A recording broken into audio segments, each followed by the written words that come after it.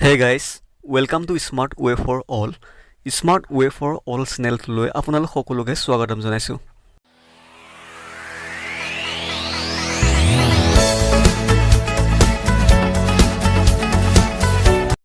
Hello' guys,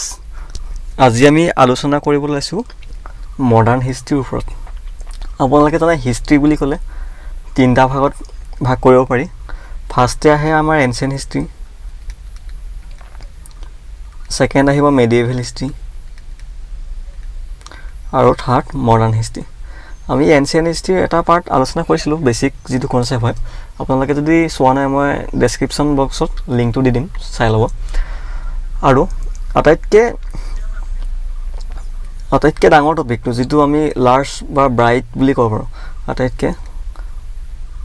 large টপিকটো হৈছে history, modern হিষ্ট্ৰীৰ ওপৰত। কাৰণ মডাৰ্ণ হিষ্ট্ৰীতে আপোনাৰ বিভিন্ন ইম্পৰ্টেণ্ট কুৱেশ্যনবোৰ মডাৰ্ণ হিষ্ট্ৰীৰ পৰা আহে, ব্ৰিটিছৰ ওপৰতে হওক বা ইউৰোপীয়ন ইউনিয়নৰ ওপৰতে হওক, এই সকলোবোৰ মডাৰ্ণ হিষ্ট্ৰীৰ অন্তৰ্গত। আহক আমি এটা বেছিক আলোচনা কৰি লওঁ প্ৰশ্নবোৰ আলোচনা কৰাৰ আগত মডাৰ্ণ হিষ্ট্ৰীৰ ওপৰত। তাৰ আগতে আপোনালোকক এবাৰ ৰিকেপ কৰি দিব বিচাৰিছোঁ যে এনচিয়েণ্ট হিষ্ট্ৰীত কি কি আছিলে। আমাৰ এনচিয়েণ্ট হিষ্ট্ৰী পঢ়োঁতে আমি ষ্ট'ন এজবোৰ পঢ়িছিলোঁ, হয়, অৰ্থাৎ পেলিঅ'লিথিক পিৰিয়ড, মেছ'লিথিক, এইবোৰ এনচিয়েণ্ট হিষ্ট্ৰীত পঢ়িছিলোঁ। তাৰপিছত হিন্দু সভ্যতা পঢ়িছোঁ, হাৰাপ্পা চিভিলাইজেশ্যন, বা এনচিয়েণ্ট হিষ্ট্ৰীত কি কি বুদ্ধ, জৈন, এইবিলাক এনচিয়েণ্ট হিষ্ট্ৰীত আছিলে। মেডিয়েভেল হিষ্ট্ৰীত মেইন ফ'কাছ কিহৰ ওপৰত আছিলে? মোগলসকলৰ ওপৰত। মোগলসকল মেডিয়েভেল হিষ্ট্ৰীৰ অন্তৰ্গত পৰা তেনেকৈ বিভিন্ন আছিলে। ঠিক আছে, আজি আমি মডাৰ্ণ হিষ্ট্ৰী ষ্টাৰ্ট কৰিম। মডাৰ্ণ হিষ্ট্ৰী ক'ৰ পৰা ষ্টাৰ্ট হৈছে? বিশেষকৈ যেতিয়া মোগলসকলৰ অন্ত পৰিছিলে। ঔৰংগজেব আছিলে লাষ্ট পাৱাৰফুল মোগল এম্পায়াৰ, হয় নহয়? 1707 চনত যেতিয়া ঔৰংগজেবৰ মৃত্যু হৈছিলে, তেতিয়াৰ পৰাই মডাৰ্ণ হিষ্ট্ৰী আৰম্ভণি বুলি ক'ব পাৰোঁ আমি। ঠিক আছে, ব্ৰিটিছসকল অৰ্থাৎ যেতিয়া আহিছিলে ভাৰতবৰ্ষত, তেতিয়াৰ পৰাই মডাৰ্ণ হিষ্ট্ৰী আৰম্ভণি হৈছে বুলি, অৰ্থাৎ আধুনিক ভাৰতৰ আৰম্ভণি ব্ৰিটিছসকলৰ যুগৰ পৰাই বুলি আমি ক'ব পাৰোঁ, ইন শ্বৰ্ট। ঠিক আছে, মডাৰ্ণ হিষ্ট্ৰীত আমি ফাৰ্ষ্ট আলোচনা কৰিম ইউৰোপীয়ন ইউনিয়নসকলৰ বিষয়ে। অৰ্থাৎ বিভিন্ন ইউৰোপীয়ন ইউনিয়নবোৰ ভাৰতলৈ কি ট্ৰেড কৰিব আহিছিল ন, সেই বিষয়ে আমি ফাৰ্ষ্ট আলোচনা কৰিম। এতিয়া আপোনালোকে মনত ৰাখিব, ইউৰোপীয়ান ইউনিয়নৰ ফাৰ্ষ্ট কোন আহিছিলে ইণ্ডিয়াত ট্ৰেড কৰিবলৈ? প্ৰথম আহিছিল পৰ্তুগীজসকল। এটা শ্বৰ্ট ট্ৰিক্স PDF ফৰ্মত মনত ৰাখিব, মাজতে এটা আহিব PDEF, অৰ্থাৎ পৰ্তুগীজ, ডাচ, ইংলিছ, ফ্ৰেঞ্চ, এই চাৰিটাৰ দল আহিছিল ইউৰোপীয়ান ইউনিয়নৰ ইণ্ডিয়াত ট্ৰেড কৰিবলৈ। ফাৰ্ষ্ট আমি কাৰ বিষয়ে ডিছকাছ কৰিম? পৰ্তুগীজসকলৰ কথা ডিছকাছ কৰিম। এটা কথা মই যদি আপোনালোকক সোধোঁ, who came first in India, European, Portuguese or Mughal? আপোনালোকে তেতিয়া কি ক'ব? মই যদি শুনো পৰ্তুগীজ আৰু মোগলসকলৰ ভিতৰত ফাৰ্ষ্ট ইণ্ডিয়াত কোন আহিছিলে? আপোনালোকে যদি হিষ্ট্ৰী হিচাপত চায়, ইন ক্ৰনলজিকেল অৰ্ডাৰত যদি চায়, মেডিয়েভেল ইণ্ডিয়া পিছত মডাৰ্ণ ইণ্ডিয়া আহে। মেডিয়েভেল ইণ্ডিয়াত আমি মোগলসকলৰ কথা পাইছিলোঁ, হয়, সেই হিচাপত কিন্তু মোগলসকল আহিছিলে, হয়নে? কিন্তু সেইটো ভুল এনচাৰ হ'ব, কাৰণ পৰ্তুগীজসকলৰ ভাস্কো দা গামা 1498 ইণ্ডিয়ালৈ আহিছিল। ঠিক আছে, কিন্তু মোগলসকলৰ পিৰিয়ড কেতিয়া ষ্টাৰ্ট হৈছিল? মোগলসকল 1526 পৰা ষ্টাৰ্ট হৈছিল। বাবৰ আহিছিল, বাবৰ আৰু ইব্ৰাহিম লোধিৰ মাজত পানীপথৰ যেতিয়া প্ৰথম যুদ্ধ হৈছিল, হয়। গতিকে পৰীক্ষাত যদি এইটো কুৱেশ্যন বাই চান্স সুধি দিয়ে, পৰ্তুগীজ আৰু মোগলসকলৰ মাজত কোন ভাৰতলৈ প্ৰথম আহিছিল, তেতিয়া আপোনালোকে পৰ্তুগীজ টিক কৰিব। ঠিক আছে, এতিয়া আমি পালোঁ পৰ্তুগীজৰ পৰা ভাস্কো দা গামা,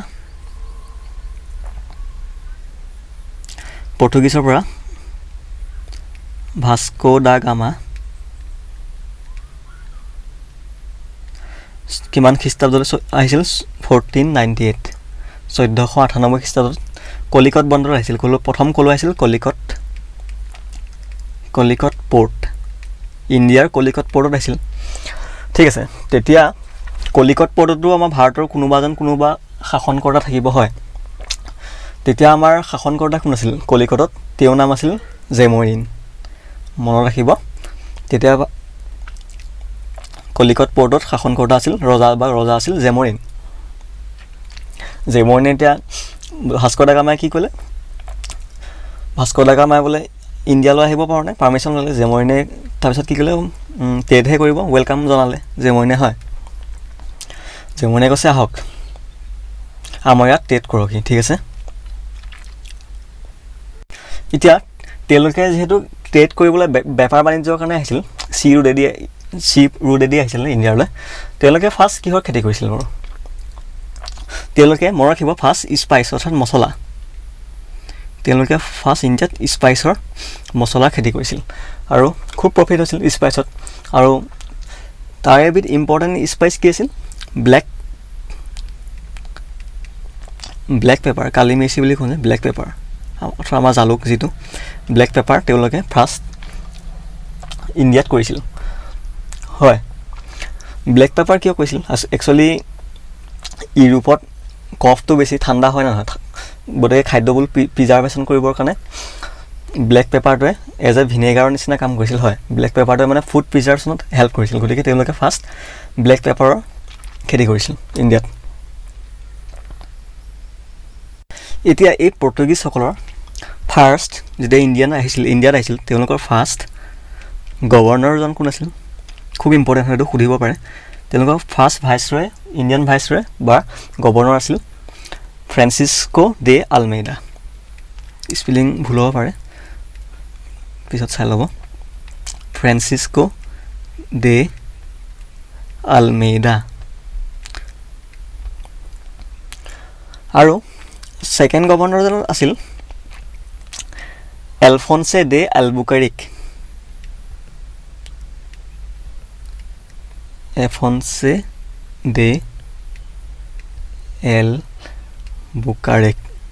আৰু এই যিজন ছেকেণ্ড গভৰ্ণৰ হয়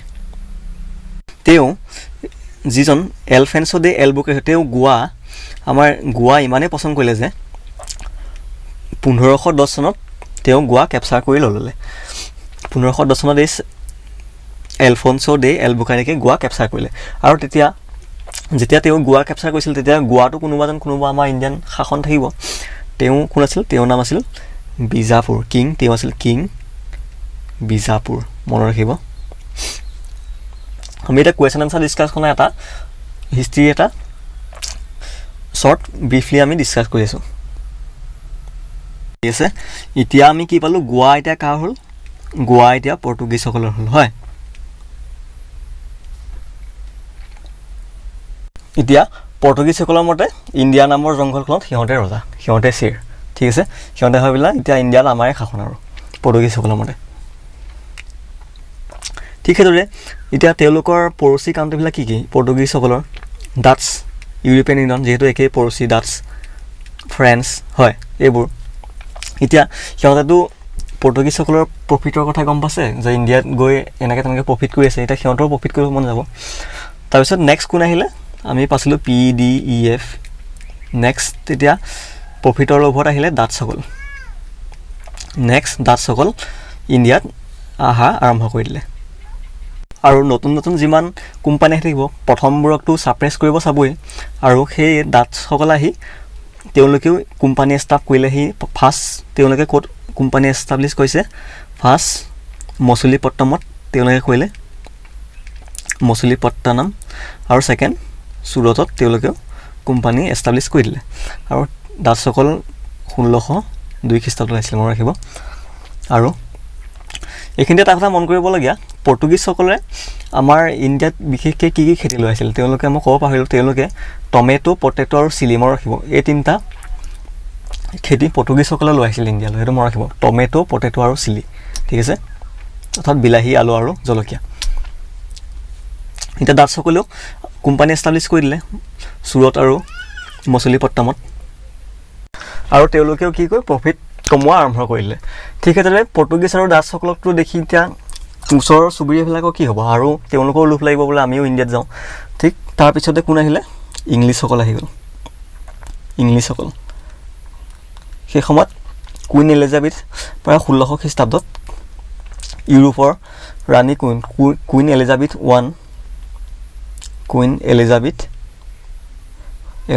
ওৱানে ক'লে যে Cape of Good Hope eastern part যিমানবোৰ আছে তাত খেতি কৰিব পাৰিব তেওঁলোকে কুইন এলিজাবেথে পাৰ্মিশ্যন দিলে ঠিক পাৰ্মিশ্যন বুলি নহয় এইটো এক প্ৰকাৰৰ চাৰ্টাৰ বুলি ক'ব পাৰি ঠিক আছে সেইমৰ্মে ইষ্ট ইণ্ডিয়া কোম্পানীক ক'লে যে কি কেপ অফ গুড হোপৰ ইষ্টাৰ্ণ পাৰ্ট যিমানবোৰ আছে তাত তেওঁলোকে ট্ৰেড কৰিব পাৰিব সেইমতে ইষ্ট ইণ্ডিয়া কোম্পানী 1600 চনত ক'লৈ আহিলে আমাৰ ইণ্ডিয়াত আহিলে আৰু তেওঁলোকে ভাৰতত ট্ৰেড কৰা আৰম্ভ কৰি দিলে ঠিক আছে আৰু যেতিয়া ইষ্ট ইণ্ডিয়া কোম্পানী ভাৰতত আহিছিলে তেতিয়া ভাৰতত শাসন কোন আছিল তেতিয়া মনত ৰাখিব তেওঁলোকে জাহাংগীৰৰ কোৰ্টত আহিছিল অৰ্থাৎ জাহাংগীৰৰ শাসনকালত তেওঁলোকে আহিছিল আৰু প্ৰথম ইংলিছ পাৰ্চন কোন আহিছিল ইষ্ট ইণ্ডিয়া কোম্পানীৰ আণ্ডাৰত ফাৰ্ষ্ট আহিছিল হকিংছ তেওঁ 1605 ইণ্ডিয়াত আহিলে আৰু 1606 ফেক্টৰী খোলাত ষ্টাৰ্ট কৰিলে ক'ত ফাৰ্ষ্ট ফেক্টৰীটো ক'ত বনালে তেওঁ চুৰতত বনালে ঠিক আছে চুৰতত ফাৰ্ষ্ট ফেক্টৰী খুলিলে ঠিক সেইদৰে পিছত আহিলে থমাছ ৰয় মনত ৰাখিব প্ৰথম হকিংছ আহিছিল আৰু 2 নম্বৰত আহিছিল থমাছ ৰয় তেওঁ 1615 আহিলে আৰু এবছৰৰ পিছত ঠিক 1616 চনত মুছলিপট্টমত তেওঁ ফেক্টৰী খোলা ষ্টাৰ্ট কৰি দিলে ঠিক আছে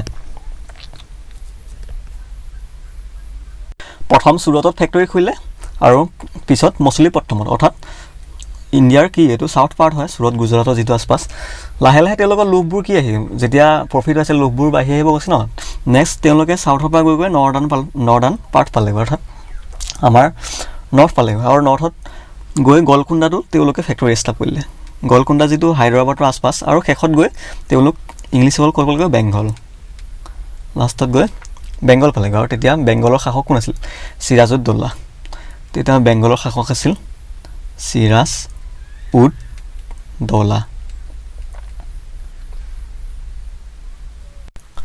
আৰু তেওঁলোকে ট্ৰেড ষ্টাৰ্ট কৰি দিলে বেংগলতো ফেক্টৰী খুলিলে হয় কিন্তু তেওঁলোকে ট্ৰেডতে কেৱল শান্তি নাথাকি তেওঁলোকে কেপচাৰ কৰিব ল'লে আমাৰ যিবোৰ ইণ্ডিয়ান ষ্টেট হয় কেপচাৰ কৰিব ল'লে সেইমৰ্মে চিৰাজউদ্দৌলাটো চাই নাথাকিব হয় তহঁতক ট্ৰেড কৰিবলৈ মাতিছিলোঁ আৰু তহঁতে এতিয়া কি কেপচাৰ কৰিবি তাৰ মৰ্মে এখন ইম্পৰ্টেণ্ট বেটেল যিটো আমি কওঁ বেটেল অফ পলাশী বা পলাশী যুদ্ধ বেটেল অফ প্লাচি বুলি কওঁ ইংলিছত বেটেল অফ প্লাচি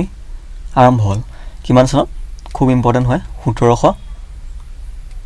1757 চনত বেটেল অফ প্লাচি ষ্টাৰ্ট হ'ল আৰু এইটো কাৰ মাজত হৈছিল ইংলিছৰ গভৰ্ণৰ তেতিয়া কোন আছিল ৰবাৰ্ট ক্লাইভ ভাৰ্চেছ আৰু বেংগলৰ শাসক কোন আছিল তেতিয়া চিৰাজউদ্দৌলা আৰু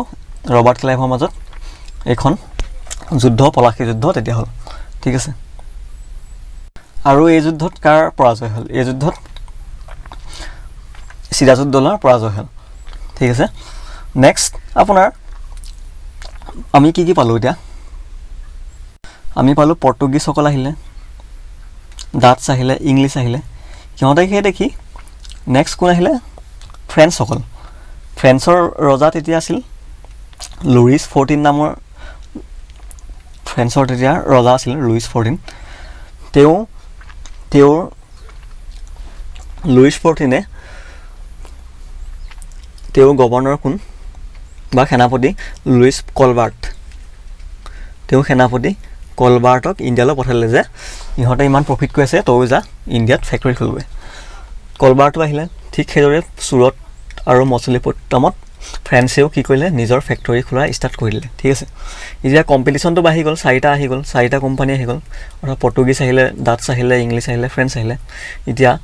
ৰজাটো যিকোনো এটাই হ'ব লাগিব হয় কোন থাকিব এতিয়া ইংলিছেতো বহুতখিনি আক্ৰমণ কৰিলে অলৰেডি এতিয়া ব্ৰিটিছ গভৰ্ণমেণ্টে লাহে লাহে বাকীখিনিক পঠিওৱা প্লেন কৰিলে আৰু ফ্ৰেন্সসকল যেতিয়া আহিছিলে সিহঁতেওতো নিজে ৰজা হ'ব চাব হয় গতিকে ফ্ৰান্সে প্ৰথম মাদ্ৰাজত এটেক কৰি দিলে চেন্নাই যি পাৰ্ট হয় মাদ্ৰাজত এটেক কৰি দিলে কিন্তু ইংলিছসকলতো এটা আগৰ পৰাই আছে গতিকে ইংলিছসকলৰ লগত যুদ্ধ হ'ল সেইখনক আমি কি কওঁ ফাৰ্ষ্ট কাৰ্নেটিক ৱাৰ বুলি কওঁ ফাৰ্ষ্ট কাৰ্নেটিক ৱাৰ অৰ্থাৎ কাৰ্নেটিক ৱাৰ কেইখন আছিলে তিনিখনে প্ৰায় চাৰিখন আছিলে এংলো কাৰ্নেটিক ৱাৰ যিটো আমি কওঁ অৰ্থাৎ এংলো মানে ইংৰাজী এংলো ফ্ৰেঞ্চ ৱাৰ বুলি যিটো কওঁ আমি এংলো ফ্ৰেঞ্চ ৱাৰ ঠিক আছে আৰু ফ্ৰেঞ্চসকলে ফাৰ্ষ্ট মাদ্ৰাজত এটেক কৰিলে আৰু ইয়াত কোন জয়ী হ'ল ফ্ৰান্সসকল জয়ী নহ'ল ইয়াত ইংলিছসকল জয়ী হ'ল হয় আৰু ইংলিছসকলৰ তেতিয়া নীতি আছিলে যুদ্ধ হ'ল বুলি ডাইৰেক্ট মাৰি নিদিয়ে বা হেৰি কৰি নিদিয়ে তেওঁলোকে ট্ৰিটি কৰি দিয়ে যি হ'ল এতিয়া আমি ট্ৰিটিত আগবাঢ়োঁ এনেকৈ এখন ট্ৰিটি কৰি দিয়ে সেইমৰ্মে প্ৰায় 1748ত ফাৰ্ষ্ট ট্ৰিটিখন হৈ গ'ল ফ্ৰেন্স আৰু ইংলিছৰ মাজত ঠিক আছে তাৰপিছত ফ্ৰেন্সসকলে আকৌ এটেক কৰি দিলে ছেকেণ্ড ক'ত এটেক কৰিলে তেওঁলোকে আৰ্কত যিটো কাৰ্নেটিকৰ কেপিটেল আছিল কাৰ্নেটিকৰ কেপিটেল আৰ্কটত আকৌ হামলা কৰিলে আকৌ ইংলিছসকল জয় হ'ল তেওঁলোকে আকৌ ট্ৰিটি কৰি দিলে আকৌ এখন ট্ৰিটি কৰি দিলে ঠিক সেইদৰে এই ট্ৰিটিখনক কি বুলি কয় আমি ট্ৰিটি অফ পণ্ডুচেৰী বুলি কওঁ ট্ৰিটি অফ পণ্ডুচেৰী কিমান আছিল 1755 চনত এতিয়া ফ্ৰেন্সসকলে আমি ফাৰ্ষ্ট এটেক কৰিলে হয়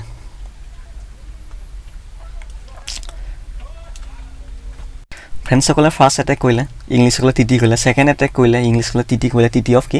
পণ্ডুচেৰী 1755ত তেতিয়া 1755 আছিলে ট্ৰিটি অফ পণ্ডুচেৰী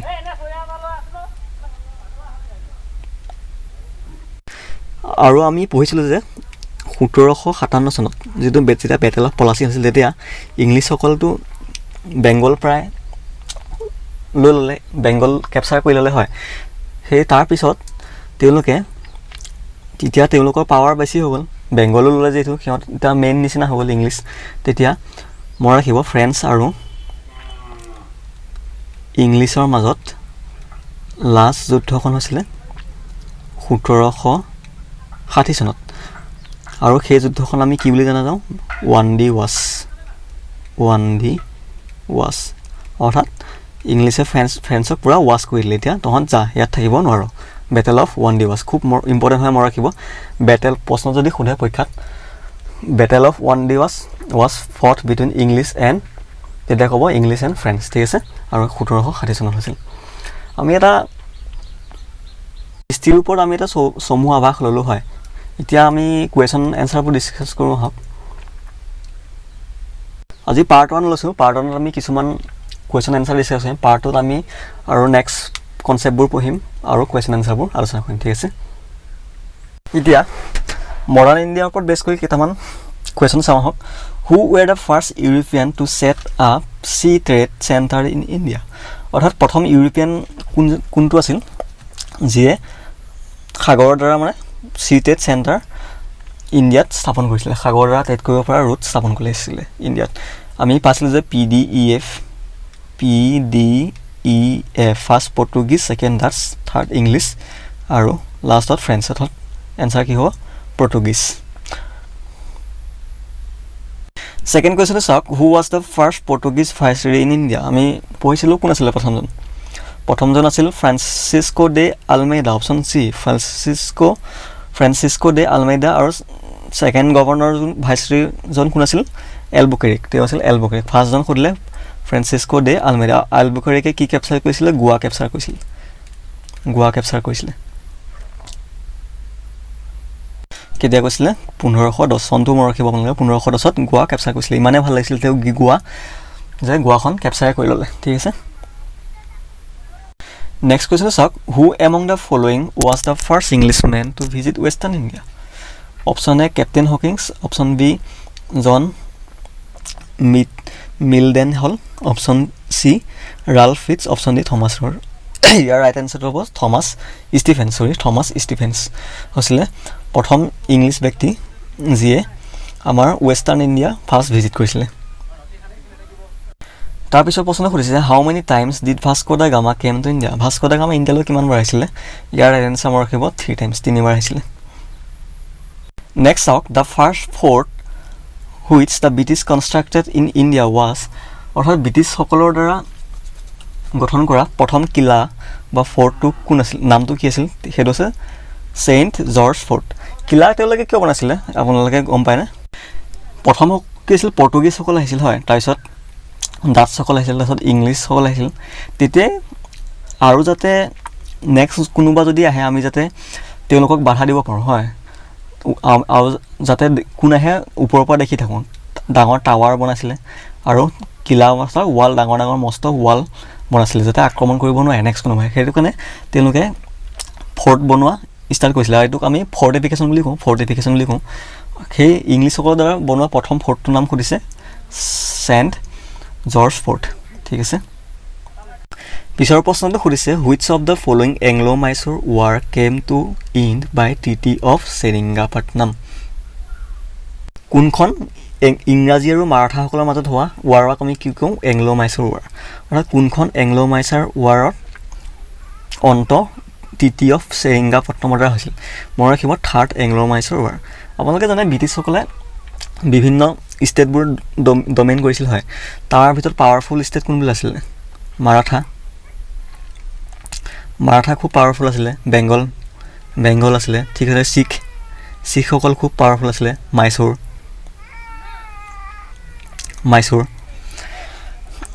ৰজা কোন আছিলে মেইন টিপু চুলতান হয় অৰ্থাৎ